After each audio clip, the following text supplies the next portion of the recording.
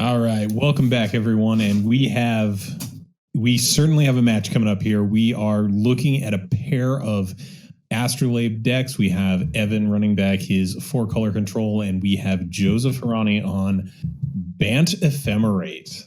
So, Chris, what are your thoughts on this match here? Yeah, so these are two Mulldrifter. So, we're going to be in for a bit of a slog. I do think that Evan has a little bit of an edge with Skred and Lightning Bolt to break up the Ephemerates, as well as a hard counter with Counterspell, whereas Joseph only has Memory Lapse. But Explore and Sunscape Familiar, along with the bounce lands, give him a chance to kind of push ahead with his mana advantage and take advantage of that. So while Joseph's deck does have two Astrolabes in it, it certainly is not a full-on Astrolabe deck, as we don't have any way to abuse it with Kor Skyfisher or Glenthawk. So his deck is more focused around trying to tempo the opponent out with Explore, Temporal Spring, and Sunscape Familiar, and then just kind of burying them in a card advantage avalanche with Mulldrifter and Ephemerate. Yeah, and this honestly is a super interesting list to me, because Temporal Spring is something I haven't seen played in Pauper in quite some time. So for folks who aren't aware, this can be absolutely brutal in a format with the bounce lands in it.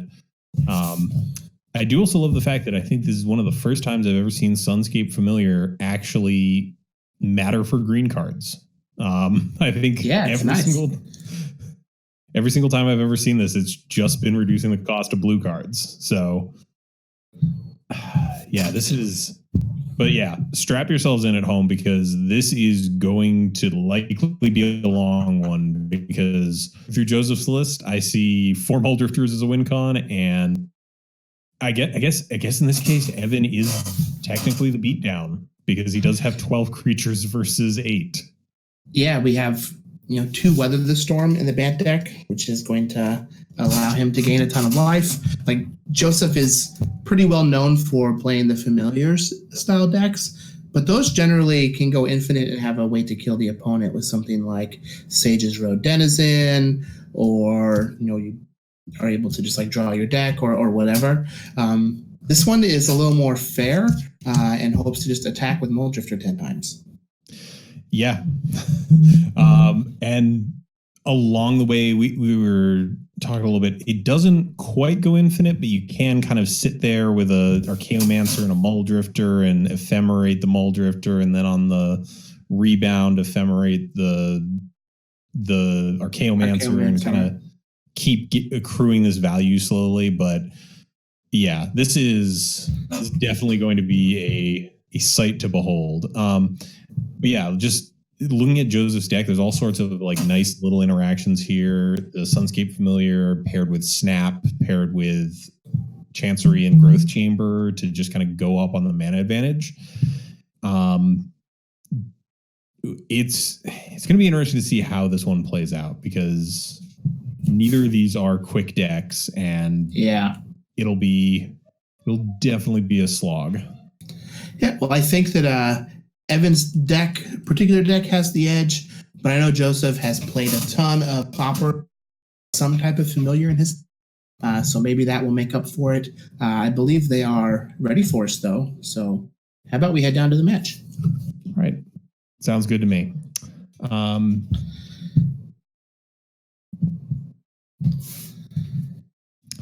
right. Let's see if we can get the hand cams here. All right. Man, both of these hands are just doing nothing forever.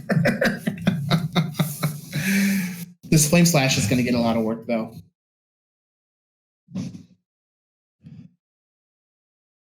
Yeah, it's going to be, I don't know. This is one of those things where I've played the control versus control matchups before, and not being intimately familiar with either of these lists, these full 75s, it's always just a war of attrition. It's going to be it's going to be determined by something that seems minor that plays out 5 turns later to actually matter. Yeah, I think a lot of it's just going to be who can make all ups. So we might run into this spot where Joseph has to use these ponders to find land, which could hurt him in the long game since he will be down some resources. Now finding this Skyfisher for Evan, though, is pretty big. If he'll be able to actually get a threat in play next turn and start attacking. Yeah, and having Flame Slash's only option doesn't feel great here just because of the myriad of ways that Joseph can interact at instant speed to save his creatures. This is definitely going to be a tricky situation. He's probably just going to end up waiting until he can play that familiar and then have Memory Lapse or Snap available. The bounce land is going to do quite a bit as far as helping him hit his land drops. And we are seeing 2 of those Sunscape familiars, so he can start sort of trying to leverage that mana advantage that he has in order to start doing bigger or more things than Evan can. Mm-hmm. What I really want to see in this match is I want to see a just ridiculous back and forth turn that ends in a Weather the Storm with like storm count of like 10. I want to see someone go for that high score. Yeah, Mulldrifter me now.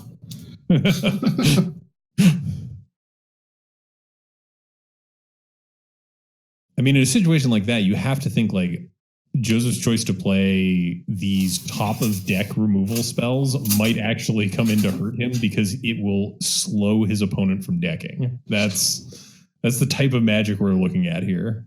Well, he also is able to use that on his own stuff to stop himself from decking. That's so true. Both players have gained, hundreds of life with Weather the Storm and these Archaeomancers, then being able to put things on the top of your own library. Pretty neat.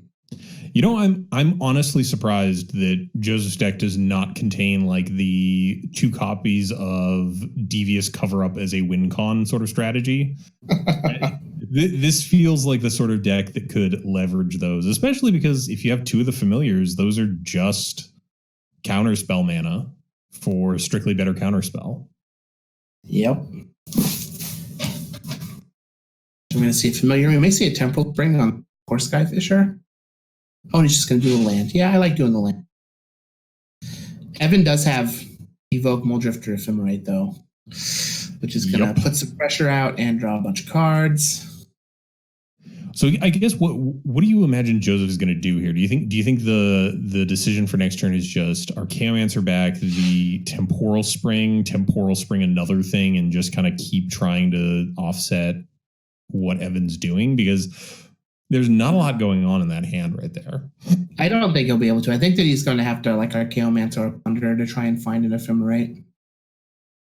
Well, he found a Preordain, so we can just cast that first.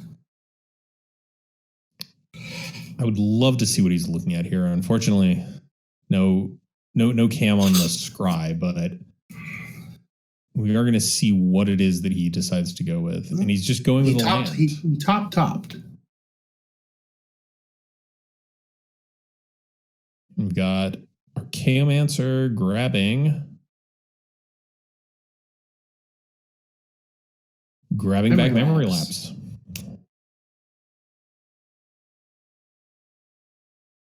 Well, Ephemerate's going to draw some.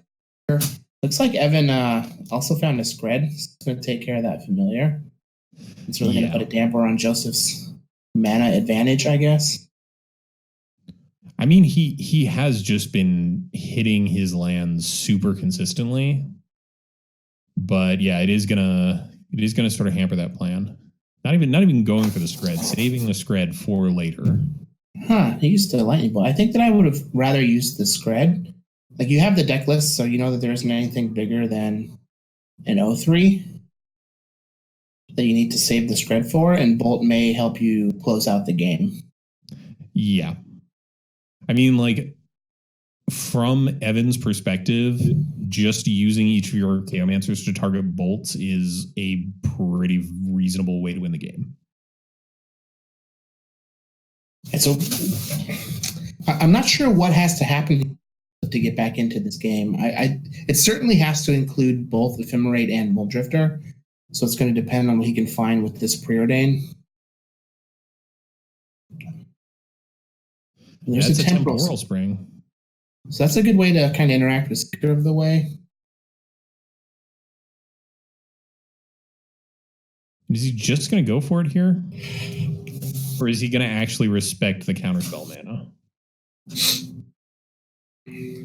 Now he does have Snap with 2 bounce lands, so he is able to generate some mana with his bounce lands if he ever needs to at any point, along with that rebuying that Archaeomancer. But again, all of this feels like spinning your wheels since there isn't something to build up to for it. Like the Bant Ephemerate deck feels like it's just kind of trying to build this advantage over a few turns, and Evan just kind of took the front foot on that. And him having that Skred backup is really nice, just to disrupt anything that Joseph is trying to do. Especially like on an Ephemerate, it feels great because you're denying them both the first and second one. Yeah.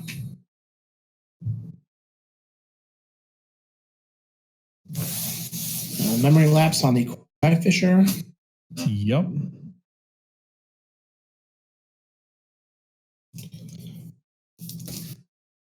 And now Evan has to think about if he wants to. Yep, it looks like he's going for that Skred. Or is he? No, just going for an Ephemerate. Oh, he wants to draw cards that aren't Kor Skyfisher.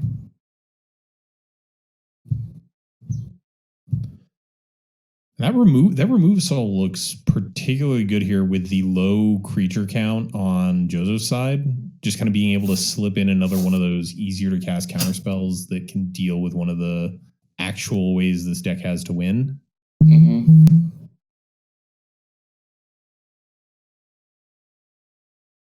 If he can find an Ephemerate here, he may be able to try and start building some sort of advantage. He's going to be able to bounce the Archaeomancer, float some mana. Oh no, he just bounced the Seeker of the Way, floated some mana. Okay. I mean, Seeker is the most credible threat on that side of the board. I don't think he's honestly worrying about these 2/2s in the air. I think he's willing to accept that. He's just not willing to take the risk of a potentially explosive prowess creature. And this Mystic Remora has the potential to draw a bunch of cards in this match if you happen to land it at the right spot. and this is exactly the matchup you want something like Mystic Remora for, is these matches where you're just sitting around, not doing much, and you're going to draw a pile of cards off of that.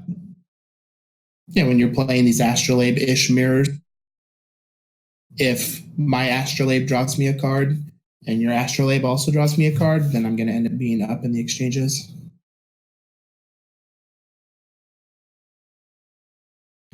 So Evan gets to sit on Remove Soul here. It's not going to matter. Honestly, how much of this game is predicated on the fact that Kor Skyfisher is just a little bit bigger than Mulldrifter? Because that probably is a lot. Yeah, like I don't know how Joseph is supposed to deal with a 2/3. Temporal Spring, I guess. I guess it's just not. It's not doing a lot. All right, Evan's going for an Archaeomancer here. What is he getting back? I'm guessing it's one of the removal spells. Lightning Bolt. Going for that bolt. Probably gives him lethal. Yep, that is exactly 1 point more than lethal. He could have big brained it and got Ephemerate and then Ephemerate to the Archaeomancer. But he had the game, so he didn't really need to. All right. So what are you liking in the sideboards here? I think. All right. So for Joseph's deck, you probably have to bring in the Seekers as a way to close the game out. Dispel also seems great. I don't think that you want Relic of Progenitus, but it's possible. And I don't think you want Hydroblast.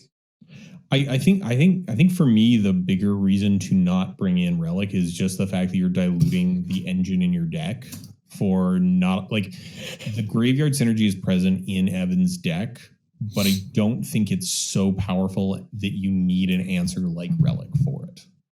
Yeah, I agree. Now looking at Evan's deck, I think that maybe Pyroblast is ways to interact with I mean, I think maybe Oblivion Ring, but he doesn't really have. I don't think he needs much. He's pretty well set up. I think arguably he might want Relic a little bit more, just because Joseph has less ways to actually win the game outside of these sort of Archaeomancer value engines. That makes sense. Right. So we're coming down to this game. Joseph is on the play here. This is not looking like an amazing hand. It looks like one of the cards is cut off a little bit there, but it's white. Looks like a familiar. So going island into Ash Barrens cycle for white and trying to leverage that as some advantage. Evan has turn 1 Mystic Remora here if he wants to. I mean, from what I don't think that's when you drop it.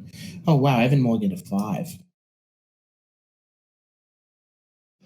So he kept the Remora in hand.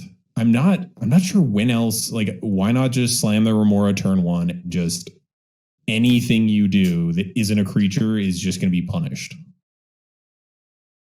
Yeah, I mean, I guess the Bant deck has like Explorers and Ponders and Preordain, so it's worth potentially having.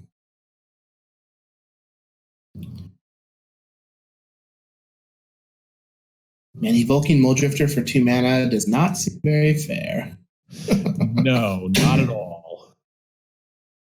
All right. Now Evan has an actual decision to make. He's keeping the Mulldrifter. He's keeping the Mystic Remora around. That is a Mystic Remora, which I will note, I think has drawn 0 cards at this point. Yes. And he has pumped 4 mana into. Yeah, I think that Joseph can just actually play the other familiar and not give Evan a card off of this. He can play the other familiar and also keep up memory lapse, keep up dispels. Yep. And here comes the Relic. I think you just pass.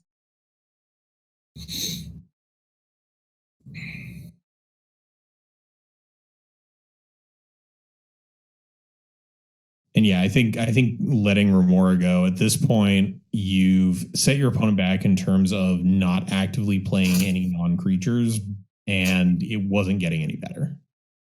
Because at that point, Evan would have invested a grand total of 7 mana across multiple turns. That's not a great ROI there. Pyroblast is going to take care of this memory lapse. The Seeker of the Way is going to get put back on top with Temporal Spring. Yep. Although not during this turn. That is going to have to be something that Joseph dedicates his turn to.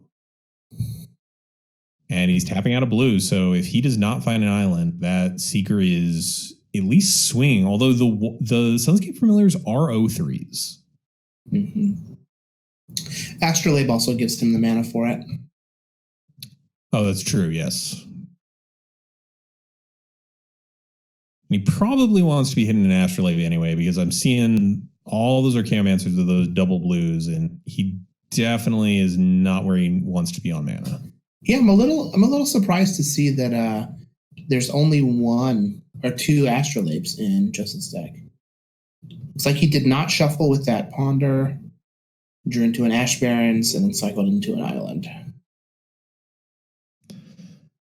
And looks like here he's just going to keep up Dispel and hope to interact on that axis.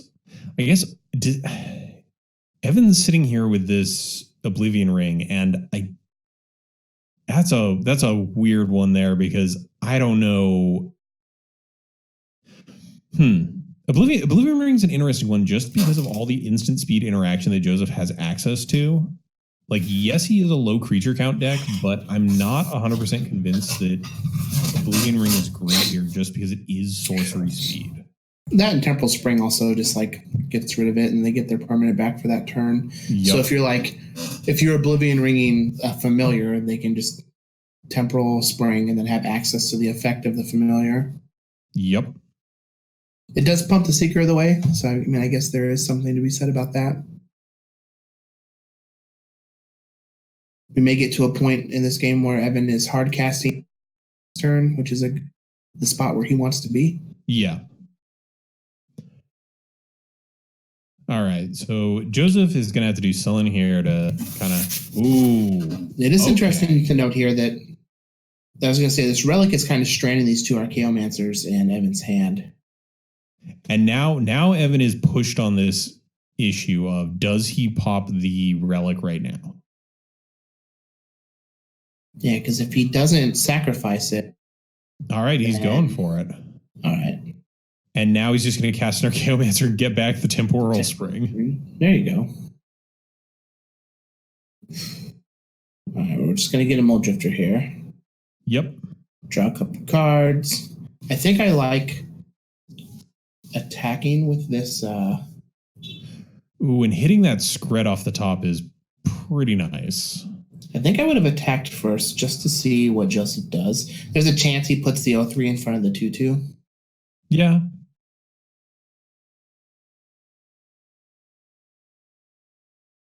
All right, well, we got Temporal Spring. Yeah, so we're just going to be Temporal Springing here. Doesn't really do much when your opponent has Brainstorm, so. Look, but it's going to get dispelled. This is a format where for a while the hot meta deck was just playing Chittering Rats and Ghostly Flickering it. Your opponent not drawing new cards is a legitimate win con sometimes. That said, Joseph is going to need to do something about this Mulldrifter, because Temporal Spring and Mulldrifter is not amazing. Yeah. I'm gonna break your next draw step with a card that draws you 2 more cards. So Evan's going to play the same time this match. This time it may stick, though. Joseph seems to be kind of hitting some air. Yeah, he would really like to hit an Ephemerate or Snap sometime soon, just something to give him more ways. Interesting to note, Joseph has not played a single Ephemerate or drawn a single Ephemerate in either so far. Yeah, for a deck literally named after you gotta feel for him. All right, he's already down at 7.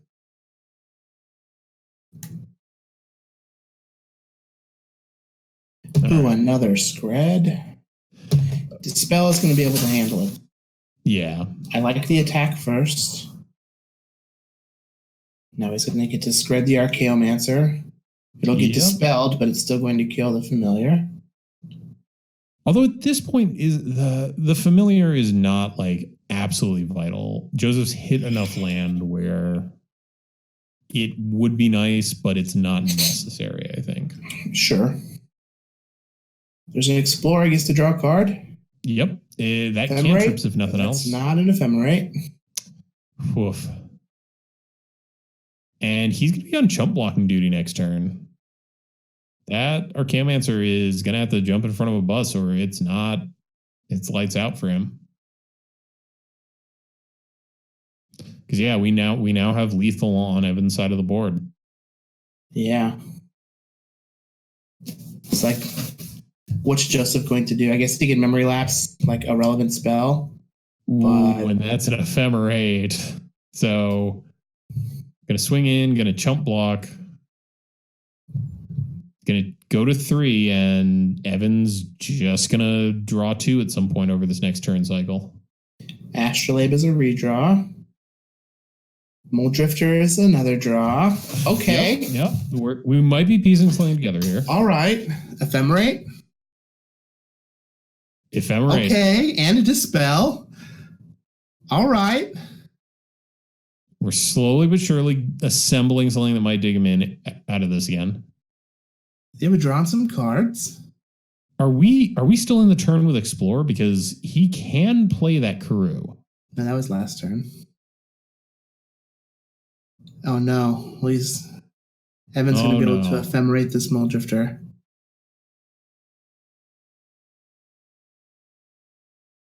I wonder if he's going to Ephemerate the Seeker. Oh yeah, that's good. Yeah, you just got it just to make sure that you're not bricking on the next turn, even if it's a no value. Now he can ephemerate his Mulldrifter to draw a couple cards. Yep. It's gonna force a chump block from the Mulldrifter on Joseph's side. But if we draw a removal spell, it's just game. All right, well, there's our removal spell. Yep. Although 2 counterspells in hand. Oh yeah, tapped out. Jeez. Well, there we go. That is your match. That was a lot quicker than I expected. I'm going to be honest. Same. Although, to be fair, I feel like Joseph drew extremely poorly, but I don't think that his deck was very well set up for the other Astrolabe decks. A single Ephemerate in a deck named after it. Yeah. A bit of a bad beat. All right, so that's going to move Evan on to 2 and 4. So he's gone 1 and 2 in both of his splits. Wait, no, he was 1 and 3. So he's 2 and 3. So next round, I actually have to play against Evan. Yep. So I will be playing Elves against his 4-color control deck. So I have, I've played quite a bit of this match, and it really just comes down to how many Skreds and bolts they draw. Yeah. Well, best of luck to you. I will be back commentating round 4, but it's been wonderful hanging out with you and watching some very interesting Magic. Oh yeah, it has been super, super interesting. So coming up here, have you played Elves in Pauper much at all? I actually have had at this point, decades-long vendetta against Elves ever since Onslaught. So I have never actually played against it. I have been on the receiving end of it quite a few times. I wish you the best in terms of, keeping that mental stamina up, because that is one of those decks where after a certain point, my eyes just glaze over and I have no idea what's going on anymore. Oh yeah, I love it. It's the mindset I have when I play this deck is, all right, let's see what I can do. Yeah. Every turn it's like, all right, let's see what I can. Just the myriad of lines that deck has had over. I do love that you are running the no blue, because Winding Way looks to be a wonderful addition to that deck. Yep. I think Winding Way is busted. I know Kendra has written thousands of words on whether or not she likes Winding Way or not, and how she's tried with blue. And I just think Winding Way is insane. And it makes the mana way better, and you don't have weird cards that you can't cast. So that's what we are going to go with, and hope can bring me through to a 3-0 this week. All right, wonderful. Well, best of luck to you, and it looks like we're coming up on a little break here. So hang right there, folks. We'll be back in a bit.